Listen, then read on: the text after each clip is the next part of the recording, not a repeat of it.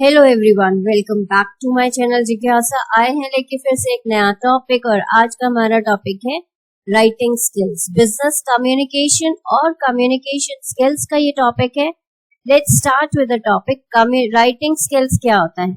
It means putting letters और symbols on any surface. Writing basically क्या होती है? दैट इज लेटर्स और सिंबल्स को किसी सरफेस पे बनाना। तो हम इसमें राइटिंग स्किल्स में क्या करते हैं? हम लेटर्स को कंबाइन करते हैं, वर्ड्स बनाते हैं, वर्ड्स को कंबाइन करते हैं, सेंटेंसेस बनाते हैं और अपनी व्यूज को, इंफॉर्मेशन को, जिस सब्जेक्ट को भी हम कम्युनिकेट करना चाहते हैं, जिस भी टॉपिक को कोई इंफॉर्मेशन देना चाहते हैं, ऑर्डर्स देना चाहते हैं, इंस्ट्रक्शन देना चाहते हैं, उसको रिटन फॉर्मेट में नेक्स्ट इंडिविजुअल को या रिसीवर को हम इंफॉर्मेशन देते हैं। In any communication, writing have a very remarkable piece. Writing skills का एक communication में एक बहुत important role play करता है writing skills।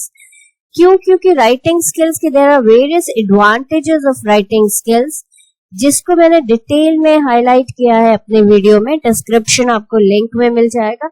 आप डिटेल में राइटिंग कम्युनिकेशन या रिटन कम्युनिकेशन के बारे में डिटेल में एडवांटेजेस, डिसएडवांटेजेस सारी चीजें पढ़ सकते हैं। एंड ऑर्गेनाइजेशन में रिटन कम्युनिकेशन, जितने भी इंपॉर्टेंट कम्युनिकेशन होते हैं वो सारे रिटन फॉर्मेट में होते हैं। It has the advantage that इसको हम लॉन्ग टर्म तक अपने पास रख सकते हैं। It can be always kept as a reference. तो जितने भी इंपॉर्टेंट इंफॉर्मेशन होते हैं, डिसीजंस होते हैं, उन सारी चीजों को ऑर्गेनाइजेशन में रिटन फॉर्मेट में रखा जाता है।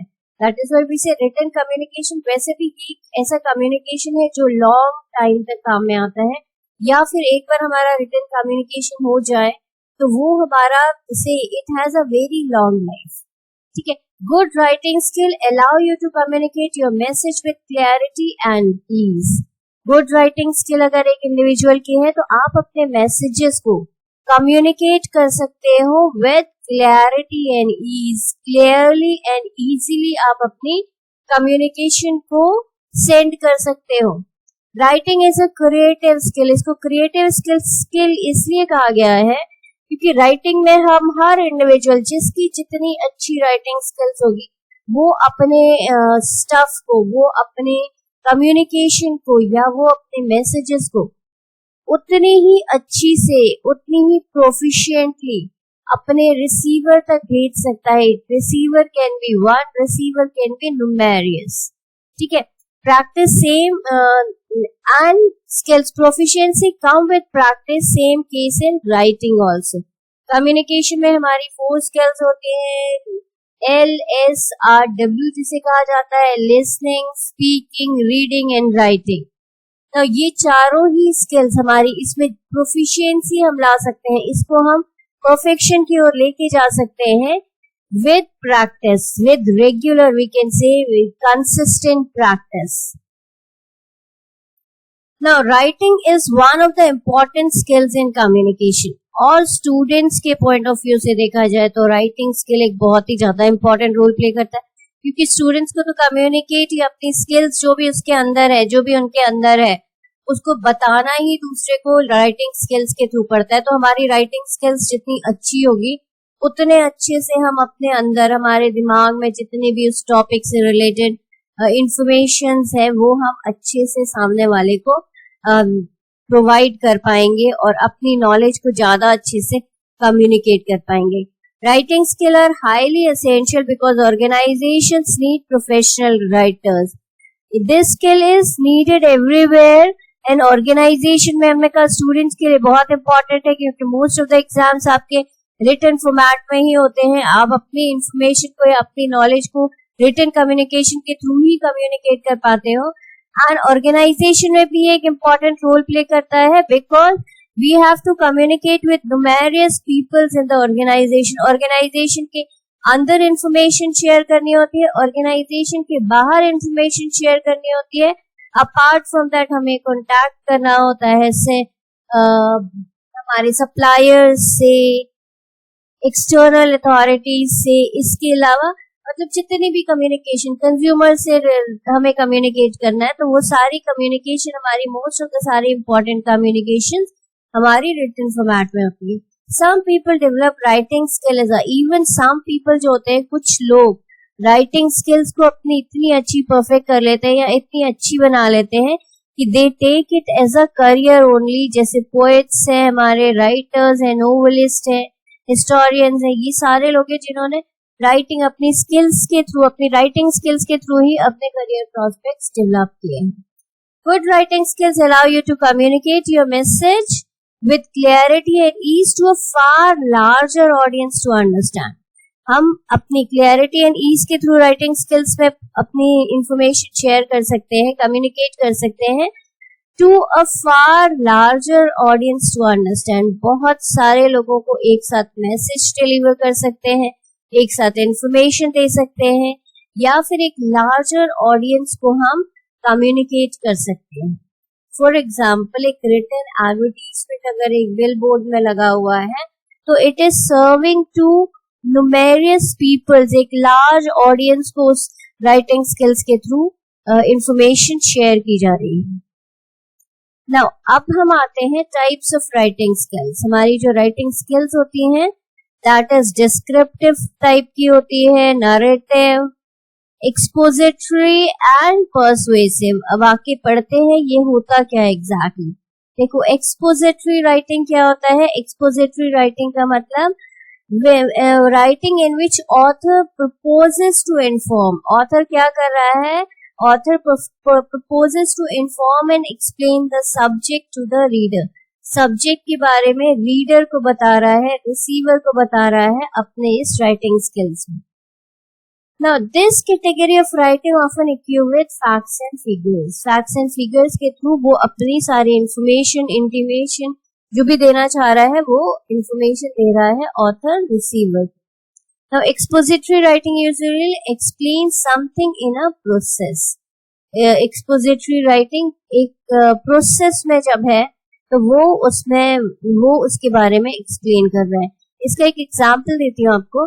मान लो कि आपकी स्कूल में आपके फर्स्ट टर्म हो गए हैं और आपका फर्स्ट टर्म के मैम ने कॉपी चेक करके आपको मार्क्स बता दिए.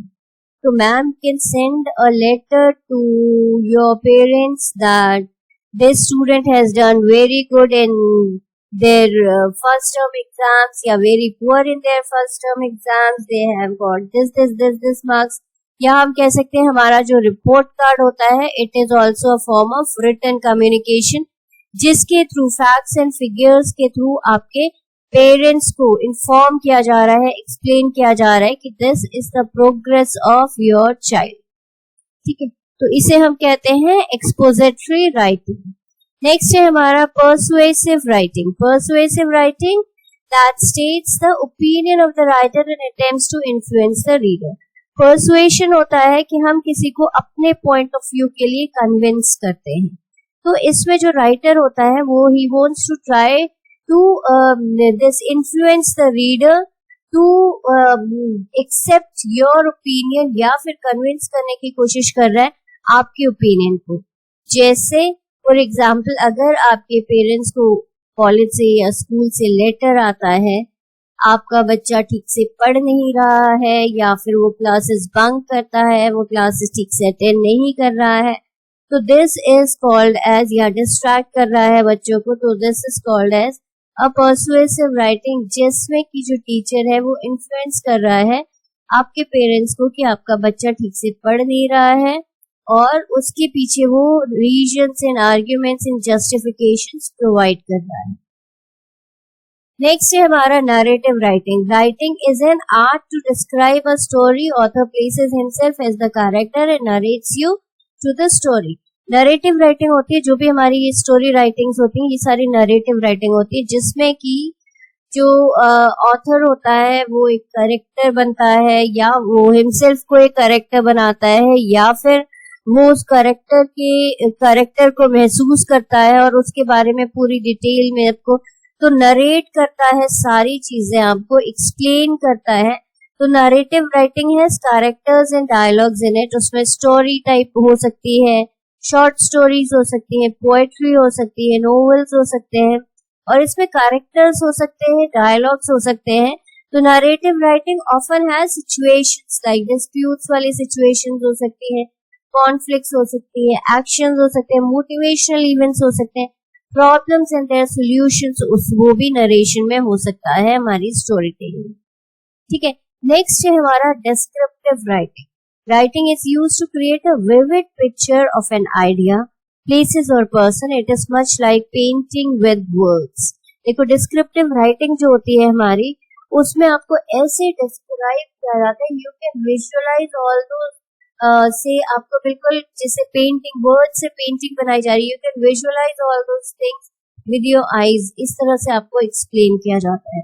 एग्जाम्पल से ज्यादा अच्छे से क्लियर होगा। लाइक फॉर एग्जाम्पल, अगर आपको एक डिस्क्रिप्टिव राइटिंग में अगर मान लो कि हमें एक सेंटेंस है, the vampire killed his lover, इसको अगर डिस्क्रिप्टिव राइटिंग में लिखना है तो कैसे लिखेंगे? The red-eyed vampire, the red-eyed bloody vampire flashed his rusty teeth into the soft skin of his lover and ended his life. तो सोचो कैसे दिखाई दे रहा है आपको, a red-eyed bloody vampire, ठीक है, flashing his rusty teeth वो कहाँ पे कर रहा है? teeth into the soft skin of his lover and ended her life. तो सोचो हमें पूरा विजुअलाइजेशन हो रहा है कि वो कैसा वेम्पायर कैसा दिख रहा है और वो कैसे बाइट कर रहा है एंड ऑल। तो this is called as a descriptive writing. Now अब आते हैं प्रिंसिपल्स ऑफ गुड राइटिंग। अगर हम अपनी राइटिंग स्किल्स को इम्प्रूव करना चाहते हैं तो उसमें कौन कौन से हमारे किस तरह से हम लिखें ताकि हमारी जो राइटिंग स्किल्स हो वो अच्छी हो। पहला है purpose, use clear language, B objective, structure, choice of words, punctuation, grammatically correct होना चाहिए, प्रूफ रीड करो। एंड हर इंडिविजुअल का अपना एक स्टाइल होता है, इसको डिटेल में पढ़ते हैं। नाउ देखो, पर्पस, हमारा जब भी हम कोई राइटिंग करते हैं उसका कोई ना कोई पर्पस होता है। मान लो हम लेटर भेज रहे हैं किसी क्लाइंट को, तो हमारा पर्पस है कि उस क्लाइंट को हम कन्विंस करें, सेल्स लेटर है, हम अपने प्रोडक्ट को बेचें। The writing process like a building on the skeleton of purpose the building is constructed. हमें पर्पस पता होना चाहिए कि हम लिख किससे रहे, जिससे कि हम उसको उसी तरीके से आर्टिकुलेटिव वे में लिखें। फॉर एग्जाम्पल, अगर मान लो हम एक गुड न्यूज लेटर लिख रहे हैं तो उसको हमारे जो वर्ड्स होंगे they are very different. Bad news होगा वो हमारा बिल्कुल अलग तरीके से उसमें हमारे वर्ड के चॉइसेस होंगे। मैसेजेस फॉर इंक्वायरी होगा, डिफरेंट बिजनेस लेटर्स होते हैं, कोटेशंस होती है, तो हम हर लेटर को एक डिफरेंट तरीके से लिखेंगे, उसके जो हमारे वर्ड्स होंगे वो बिल्कुल डिफरेंट होंगे। तो हमें पर्पस पता होना चाहिए कि किस पर्पस के लिए ये लेटर लिखा जा रहा है। यूज क्लियर लैंग्वेज, हमेशा जरूरी नहीं है कि हमारे जो लैंग्वेज हो वो बिल्कुल कॉम्प्लेक्स एंड डिफिकल्ट वर्ड्स हो। हमारा हमेशा जो कम्युनिकेशन होनी चाहिए इट शुड बी क्लियर, उसमें क्लियर लैंग्वेज होनी चाहिए। वर्ड्स हमारे जो होने चाहिए वो कन्वीनियंट होने चाहिए, इजी वर्ड्स यूज किए जाने चाहिए। और दूसरा, use a level of language that is accessible to your reader. जब भी हम कम्युनिकेशन करते हैं हम सबसे पहले हमारे जो रिसीवर होता है उसके बारे में सोचते हैं। तो इसमें भी जब हम जो लैंग्वेज यूज कर रहे हैं उसमें हम रीडर के बारे में सोचेंगे कि जो हमारा रिसीवर है जिसको ये मैसेज मिल रहा है he would able to understand the message. Avoid overuse of clinches, similarities and worn out phrases. हमें कई बार हम लोग एक ही सिमिलर वर्ड्स को बार बार या सिमिलर टैगलाइन को बार बार यूज कर रहे हैं, तो वो अवॉइड करना चाहिए। Right short sentences so that your reader get the basic and theme point of your phrases. हमें शॉर्ट सेंटेंसेस लिखने चाहिए, सिंपल क्रिस्प प्रिसाइज लेटर हमारा होना चाहिए या लैंग्वेज होनी चाहिए। Be objective, present the information objectively. Your conclusion should arise logically from the information presented and are based on the fact and evidences that have collected rather than your own opinion and what you would like to happen.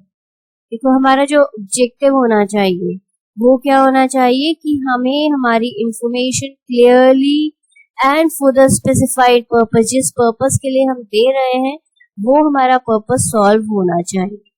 तो हमें जो भी अगर हमें facts and figures evidences हमने collect किए तो उसके बेसिस पे हमारी इंफॉर्मेशन होनी चाहिए, ताकि हम अपनी ओपिनियन को उसमें एक्सप्लेन करें। नाउ स्ट्रक्चर, हमेशा एक जो भी हमारी रिटन कम्युनिकेशन होती है वो एक स्पेसिफाइड स्ट्रक्चर में होती है। मान लो हम एक लेटर लिख रहे हैं, उसका एक स्पेसिफाइड स्ट्रक्चर होता है। इसके अलावा उस स्ट्रक्चर में भी हमारा इंट्रोडक्शन होता है, then body of the letter होता है, देन हमारा क्लोजिंग होता है।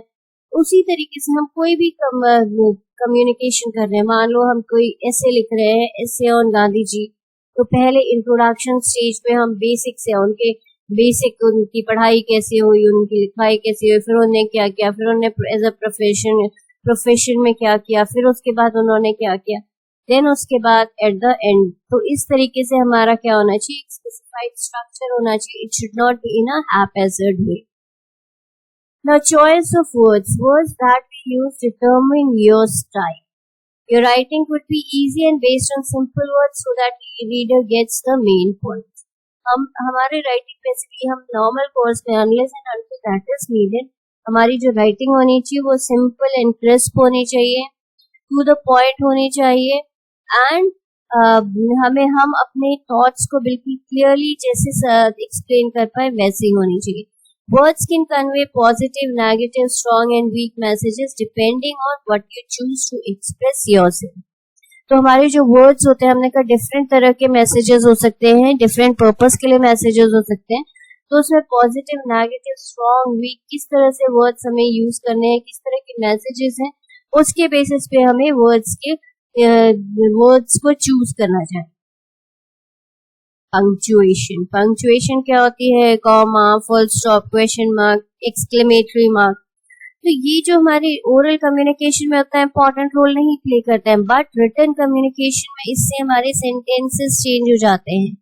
It's have a large effect. तो हमारी पंक्चुएशन को हमें ध्यान से करना चाहिए ताकि हमारे सेंटेंसेस को करेक्टली एंड प्रॉपरली समझा जा सके। Grammatically correct, no grammatical mistakes नहीं होनी चाहिए। It gives a bad impression. Apart from that it gives an effect on the specific writing. कई बार हमारी ग्रामेटिकल एरर या फिर स्पेलिंग मिस्टेक्स, उसकी वजह से हमारा मतलब ही चेंज हो जाता है सेंटेंस। नेक्स्ट है हमारा proof read. Proof reading is very important. Even जब स्टूडेंट्स हैं वो अपने एग्जाम्स के लिए जब राइटिंग कर रहे हैं तो लास्ट में हमारा जो रिवीजन पार्ट होता है ना, that is called as a proof reading. You need to check everything, जो भी आपने लिखा है वो ठीक से लिखा है, नहीं लिखा है, कहीं पे कोई गलती तो नहीं रह गई है, ग्रामेटिकल एरर या फिर स्पेलिंग मिस्टेक्स, या फिर तो हमें बार बार अपने जो भी रिटन कम्युनिकेशन है उसे प्रूफ रीड करना चाहिए। This thing helps send out errors all the time. तो इससे हमारी क्या होती है, हमारे जो एरर्स होते हैं वो हम उनको इम्प्रूव कर लेते हैं या हम उन्हें रिमूव कर लेते हैं। Finish writing, read and reread, check for typos and grammar errors. ठीक है, हमें ग्रामेटिकल एरर, स्पेलिंग मिस्टेक्स, सारी चीजों को हमें, हर इंडिविजुअल का अपना एक अलग स्टाइल है। तो an easy style has a quick impact. हमारा जो इजी स्टाइल होता है वो इसका एक क्विक इम्पैक्ट होता है, हर को आसानी से समझ में आ जाता है। तो message should be understand on first reading. ऐसा मैसेज होना चाहिए, ऐसा हमारा स्टाइल होना चाहिए, इतने सिंपल वर्ड्स होने चाहिए ताकि जो भी एक बार पढ़े उसे सारी चीजें अच्छे से क्लियर हो जाए, उसे बार बार आपके राइटिंग्स को ना पढ़ना पड़े। Now there is a specified process in writing. Writing जब भी हम स्टार्ट करते हैं तो हमारा जो राइटिंग का प्रोसेस होना चाहिए, सबसे पहले हमारा जो स्टेप्स होते हैं that are 5 steps: pre writing, writing, then revision, then editing and then publishing. तो पहला हमारा है pre writing. Pre writing means writing करने से पहले। सबसे पहले जब हम राइटिंग करना शुरू करते हैं, find your idea. Find your idea is कि किस तरह से आपको अपनी राइटिंग करनी है। एवरीडे सिचुएशंस हो सकती है, चाइल्डहुड मेमोरीज हो सकती है, रूटीन वर्क हो सकता है। तो किस तरीके से आपको अपने उस स्टफ को लिखना है, उसके लिए आप प्री राइटिंग करोगे। राइटिंग से पहले हम एक ब्लूप्रिंट बना लेते हैं। ब्लूप्रिंट का मतलब कि हम एग्जैक्टली राइटिंग करेंगे कैसे।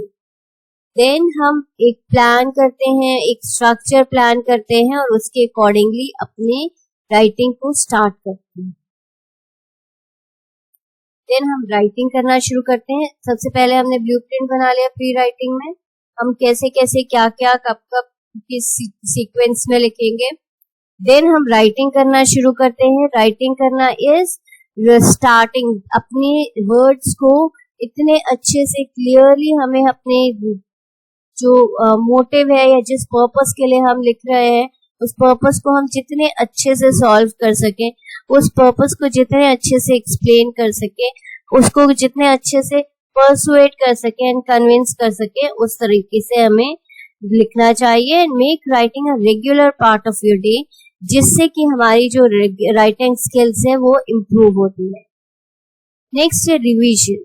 नाउ देखो हमारा रिवीजन, हमने कहा कि राइटिंग का ये वन ऑफ द एडवांटेज ये होता है, वी कैन रिवाइज इट। जैसे ओरल कम्युनिकेशन में हमारा ये वाला जो रिवीजन या फिर हमारा ऑल्टरेशन या फिर दिस रिमूविंग द एरर वाला ऑप्शन ही नहीं होता है। हमने एक चीज बोल दी तो बोल दी, गलत बोली चाहे सही बोली, वो बोल दी हमने, we don't have the option to correct it. But writing skill की ये एडवांटेज है कि हम उसे unless and until we feel कि हमारा जो स्टफ है, हमारा जो राइटिंग है वो बिल्कुल करेक्ट हो चुका है, तब तक हम उसे, हमारे पास ऑप्शन है कि हम रिवीजन करें, हम करेक्शन करें, हम रिवीजन करें, हम करेक्शन करें। तो इस तरीके से, तो इस रिवीजन वाले ऑप्शन में we can make the writing as, जब तक कि हमें लगता है कि हमारी राइटिंग में कुछ भी इम्प्रूवमेंट के चांसेस है, we need to revise it, add करें। कई बार हम रीअरेंज कर सकते हैं, कई बार हम रिमूव कर सकते हैं कुछ पार्ट को, कई बार हम रिप्लेस कर सकते हैं कुछ पार्ट को। तो हमारे पास ये ऑप्शन अवेलेबल होता है, तो we have to revise it again and again so that हम सारे एरर्स को रिमूव कर सकें, उसको और बेटर एंड और बेटर बना सकें। देन उसके बाद हमारा आता है, हमने रिवाइज कर लिया, हमने लिख लिया, रिवाइज कर लिया, ठीक है। इसके बाद हमारा जो स्टफ है वो पूरा करेक्ट है, हम उसे भेज सकते हैं, हम उसे दे सकते हैं जिसको भी कम्युनिकेट करना है। नाउ कंक्लूड करते हैं राइटिंग स्किल्स को। Utilize full potential of writing communication. Writing communication करने के लिए हमें अपना जितना भी पोटेंशियल हमारे पास है उसको यूज करना चाहिए। Use frequent emails as per your requirement. आप ईमेल भेजते हो, आप लेटर भेजते हो, आप मेमोज भेजते हो, आप पब्लिकेशंस करते हो, आप स्टोरी राइटिंग करते हो, तो फ्रीक्वेंटली किया करिए, जैसे कि यू आर इन प्रैक्टिस और प्रोफिशिएंसी आती ही जाएगी। What you write will ultimately define you as a professional to your colleagues and supervisors.